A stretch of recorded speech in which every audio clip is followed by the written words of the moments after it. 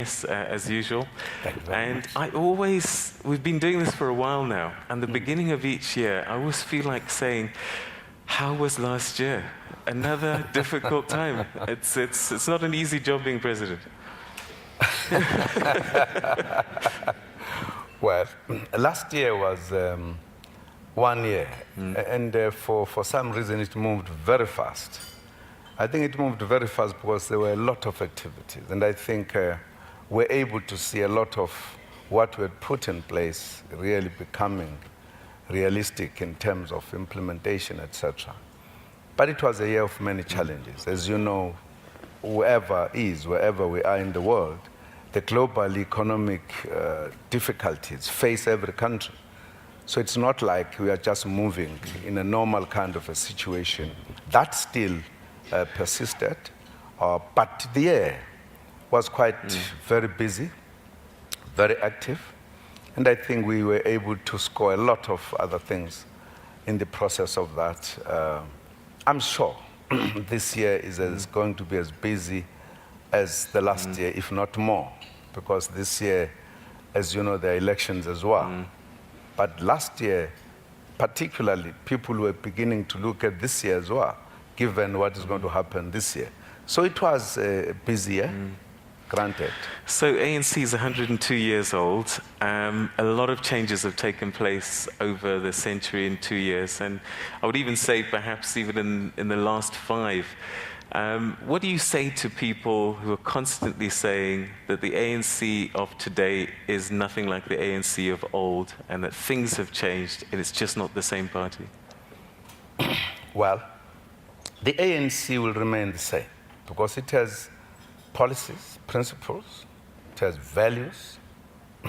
Some of the values and principles which were articulated by the ANC at its founding are still relevant today.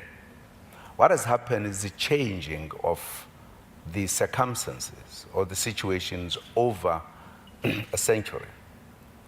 But I think what has been the strength of the ANC is to be able to adapt its policies to new conditions. Some of its policies are everlasting. They can fit in any kind of a situation. But the strength of the ANC is that it can adapt to new conditions. It can quickly work on new tactics and strategies and adopt new policies. I was saying on the gala dinner that we took longer in the struggle and became experts of fighting a very powerful kind of oppressor. That in 20 years, we have also become very experienced in governance. We get better all the time. And that's the nature and the character of the ANC. And that's why the ANC, unlike perhaps many other liberation movements, would come and with changing situation would change to be something else. The ANC remains. If anything, it actually gets more stronger. It becomes more clearer on the issues because it also does what is in the culture of the ANC to debate and discuss the issues and look at the issues and find ways and means how to solve the new issues. And that's why it remains vibrant, it remains fresh, it is always ready to tackle issues that come. All right, you say it's stronger, but the reality is many people have left the party, started other parties. We've had ANC members become independents and fight the ANC.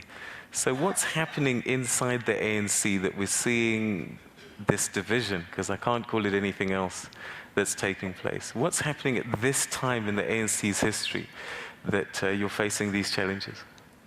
Well, in the history of the ANC, there are many people who always moved off because of certain views or certain things. It's not a new thing. At times, people think that it is a new thing. It's not a new thing. Because the ANC is a vibrant organization, the debating organization. People have a right to have views and argue. At times, they've got, for an example, if I'm sure the memory of many will come, in the late 50s, a very big chunk of the ANC called the PA, would call itself PAC, moved off, and it became an organization. And there has been, and there were very specific reasons why that happened in the ANC. All the time there are reasons, but the ANC remains.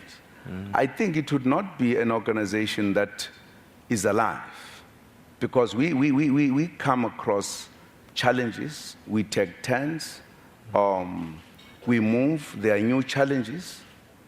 I can tell you that when the ANC changed policy from non-violent policy to the armed struggle, some ANC members had different views. Some decided to pull back, but some came back. But the ANC is always correct. That's why even those who leave, at the end they will come back, because the ANC has everlasting policies, and our policies are correct. So you suspect that Julius Malema will be back one day?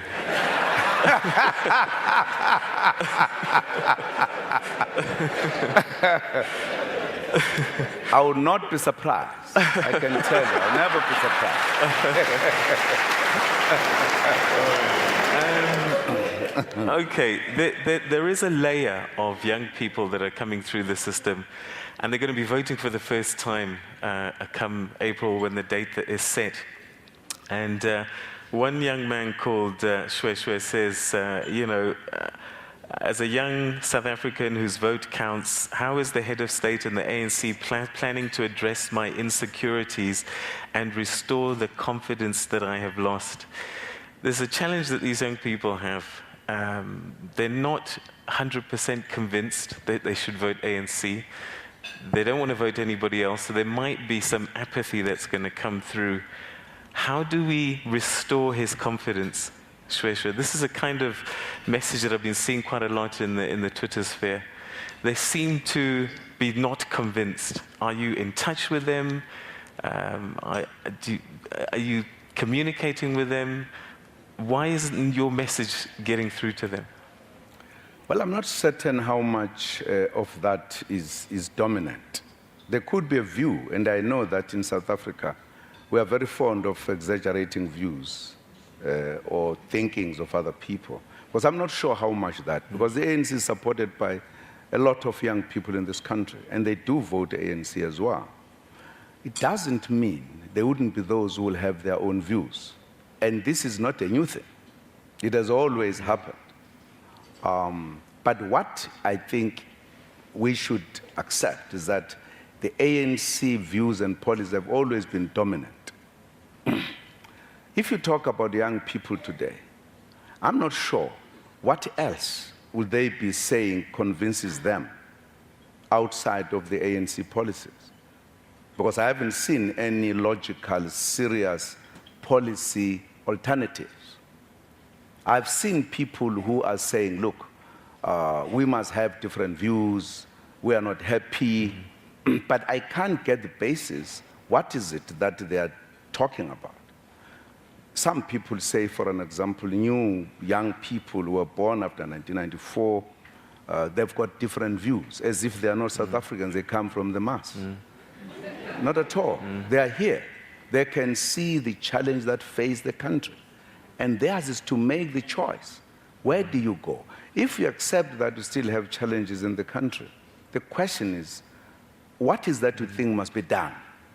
And if we have not thought of that, who is saying we needed to do something? And what is it that people say we must do? And I think the ANC still says we have the better policies, and it does have the better policies. And what informs a person who says, look, I'm not convinced? What else would convince anyone, if not the ANC policies? Because you have got to articulate what you believe needs to be done. I think it is important to say as a South African, what is that I can do as a citizen of this country? If the ANC you believe is not doing well, what is that you think needs to be done? Who must do it? I think for people who are not very much involved, who have got no responsibility, who just sit and criticize, I don't take them very seriously. But they've got nothing to offer in the country. All they have is criticisms. Now, if you listen to them, you may not be able to govern this country. One of the...